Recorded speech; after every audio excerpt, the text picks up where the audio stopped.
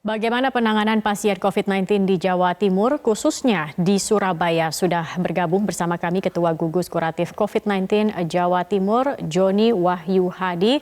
Pak Joni, kalau kita melihat beberapa hari ini dari paparan juru bicara penanganan COVID-19, Pak Ahmad Yuryanto, Jawa Timur ini masuk yang tertinggi begitu Pak, provinsi dengan kasus positif tertinggi. Kemarin 297 kasus, hari ini 318 kasus. Apa faktor yang menyebabkan kasus positif di Jawa Timur ini masih tinggi, Pak?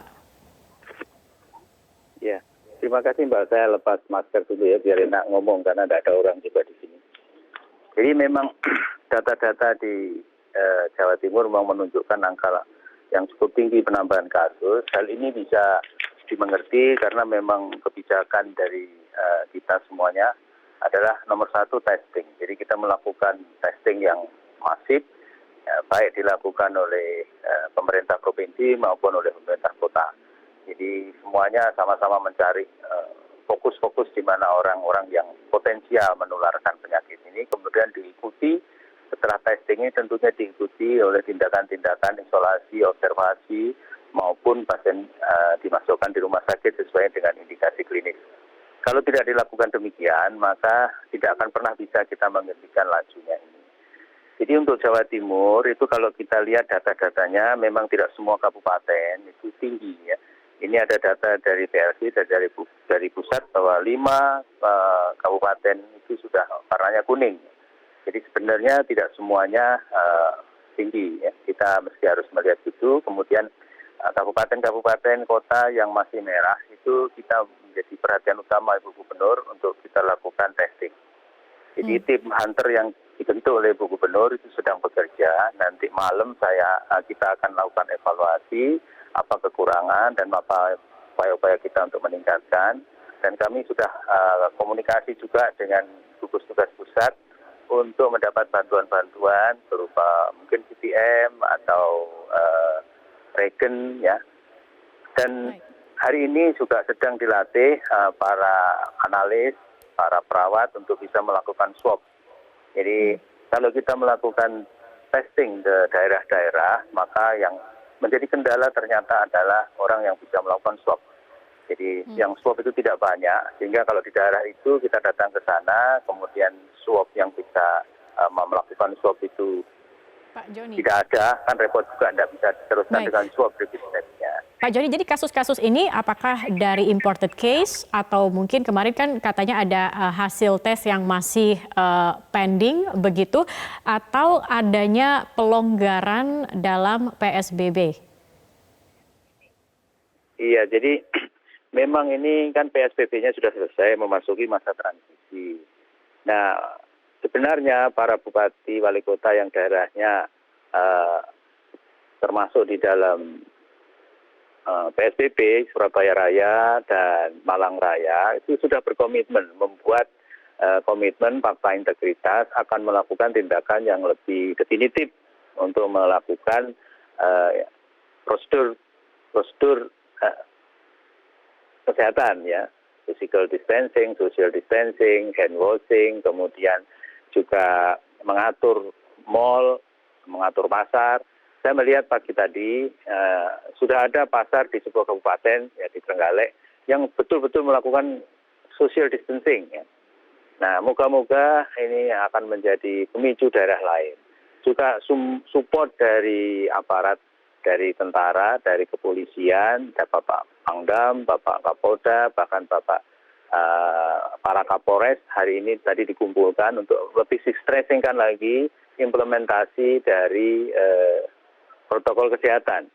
Jadi walaupun PSBB memasuki masa transisi, sebenarnya sudah diingatkan kita oleh para ahli epidemiologi bahwa kita belum aman ya. Attack rate kita masih tinggi. Surabaya yang tertinggi 1.107, sekian. Itu tertinggi di Indonesia ya. Kemudian transmission rate kita juga masih lebih dari 1. Ya, ini masih potensial kalau kita tidak melakukan protokol kesehatan dengan dengan impresif ya, dengan pengawasan yang ketat, maka potensi terjadi ledakannya juga akan besar. Ditambah lagi memang kita berupaya untuk mencari kasus-kasus positif untuk dilakukan isolasi, dilakukan treatment supaya tidak timbul pencegahan. Jadi dua hal ini harus dilakukan, maka hasilnya ya masih naik. Baik, baik Pak Joni, kita harus jeda dulu Pak, dan pemirsa kami masih akan kembali karena saya ingin tahu ini sebenarnya ada tidak sih Pak kesulitan atau kendala yang dihadapi sehingga untuk beberapa wilayah ini kasus positifnya masih tinggi begitu. Nanti kami akan lanjutkan perbincangan ini, pemirsa tetap bersama kami di Prime Time News. Baik, kita akan kembali melanjutkan perbincangan bersama dengan Joni Wahyu Hadi, Ketua Gugus Kuratif COVID-19 Jawa Timur. Pak Joni masih bersama kami. Iya. Baik, Pak Joni, kalau provinsi lain kita lihat misalnya Jawa Barat begitu ya, dalam penerapan PSBB ini mulai ada progresnya, mulai terlihat beberapa wilayah ada penurunannya. Nah, kalau Jawa Timur kita lihat ini masih banyak beberapa wilayah dan termasuk juga cukup tinggi provinsi yang tertinggi dengan kasus positifnya. Apa sebenarnya yang salah dengan penerapan PSBB di Jawa Timur, Pak? Iya, jadi kalau salah ya tidak ya, karena ini barang baru, jadi semuanya trial and error. Memang pada saat PSBB dulu, di akhir PSBB itu ada ahli yang melakukan penelitian, yaitu konsultan kita dari Fakultas Kesehatan Masyarakat. Mereka melakukan penelitian bahwa efektivitas PSBB kita memang masih banyak yang harus dibenahi. Contoh hasil penelitiannya itu membuat kita harus berbenah sebetulnya ya, karena memang banyak sekali, saya beri contoh, pasar tradisional pada saat PSBB itu masih aktif sekitar 92,6%. Dari yang masih aktif itu 84,1% tidak memakai masker yang diketemukan. Kemudian dari yang aktif itu tidak menerapkan physical distancing itu masih 89%. Jadi artinya pada saat PSBB itu protokol-protokol kesehatan belum ditaati secara benar ya. Kalau pakai masker kan semuanya harus pakai masker sebetulnya. Sebetulnya viral pandemi ini untuk memotong itu masker itu sesuatu sekali. Ya, ada penelitian yang bisa menjadi pegangan kita.